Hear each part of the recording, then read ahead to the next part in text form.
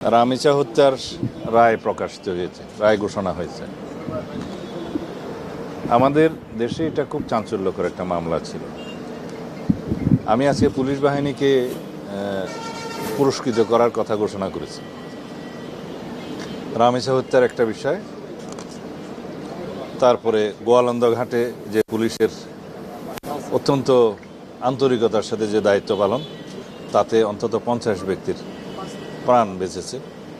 আর গজারিয়াতে একটা কিশোরী হত্যা ধর্ষণের পরে নদীতে ফেলে দিয়েছিল, কোনো ক্লু পাওয়া যাচ্ছিল না, সেটাও খুব সংক্ষিপ্ত সময়ের মধ্যে পুলিশ আসামি গ্রেপ্তার করে তদন্ত করে তারা স্বীকারোক্তিমূলক জবানবন্দি দিয়েছে আসামিরা।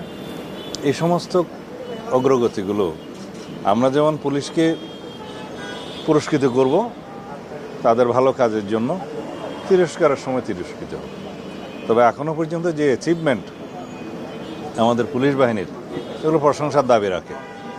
রামিচা হত্যা, ধর্ষণ এবং হত্যার যে নৃশংস হত্যাকাণ্ড নিয়ে সারা দেশে একটা তুলপাড় অবস্থা সৃষ্টি হয়েছিল। জনপ্রত্যাশা অনুযায়ী আমরা অত্যন্ত সংক্ষিপ্ত সময়ের মধ্যে দ্রুততার সাথে ডিএনএ টেস্ট করে পোস্টমর্টম রিপোর্ট এবং চার্জশিট কোর্টে দাখিল করে আমরা খুব সংক্ষিপ্ত সময়ের মধ্যে এই বিচার কার্য পরিচালনায় সহযোগিতা করেছি। বিচার করেছে আদালত। আদালত এই ঈদের ছুটির মধ্যে তাদের ছুটি বাতিল করে, বা জুডিশিয়াল যেটা লিভ আছে সেটা বাতিল করে আদালতের কার্যক্রম পরিচালনা করেছে। তারা একটা রাষ্ট্রীয় এবং সামাজিক দায়বদ্ধতা থেকে সেটা করেছে। তবে যাতে অবিচার না হয় সেজন্য রাষ্ট্রপক্ষ থেকে আইনজীবী, আসামি পক্ষের আইনজীবী হিসেবে একজনকে নিয়োগ করা হয়েছিল। সাক্ষী প্রদান করা হয়েছে, চিকিৎসকরা সাক্ষী দিয়েছেন, পুলিশ সাক্ষী দিয়েছে। এখানে যেহেতু আসামি 2 জন, যেহেতু 164 স্বীকারোক্তিমূলক জবানবন্দি রেকর্ডেড করা হয়েছে, ডিএনএ টেস্ট এবং পোস্টমর্টম রিপোর্ট হয়েছে, সব কিছু মিলিয়ে এই মামলাটা খুব বেশি কঠিন কিছু ছিল না প্রমাণ করা। আমরা প্রমাণ করতে সক্ষম হয়েছি এবং আদালত ন্যায় বিচার করেছে, আসামিদের মৃত্যুদণ্ড দিয়েছে। এখন আমরা বলতে পারি যে বাংলাদেশের এই বিচারিক ইতিহাসে এবং পুলিশের গ্রেপ্তার এবং তদন্তের কার্যক্রমের ইতিহাসে এটা একটা মাইল ফলক। এভাবেই আমরা ইনশাআল্লাহ জনপ্রত্যাশা অনুযায়ী দেশে আইনের শাসন প্রতিষ্ঠা করতে চাই। আশা করি আমরা সকলের সহযোগিতা পাব।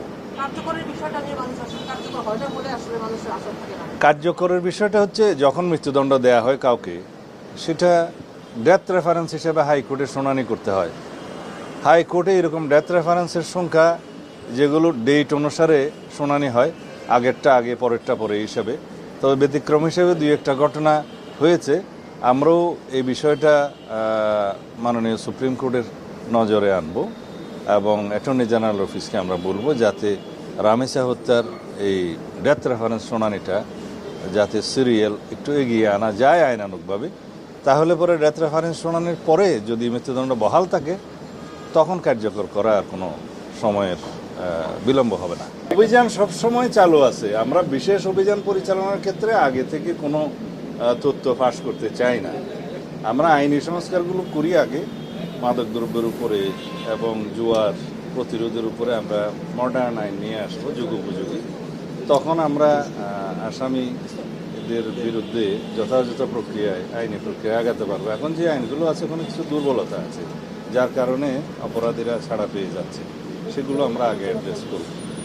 আর পুলিশকে যে আমরা পুরস্কৃত করবো এই সমস্ত ঘটনায়, এটা আপনারা বেশি করে প্রচার করবেন।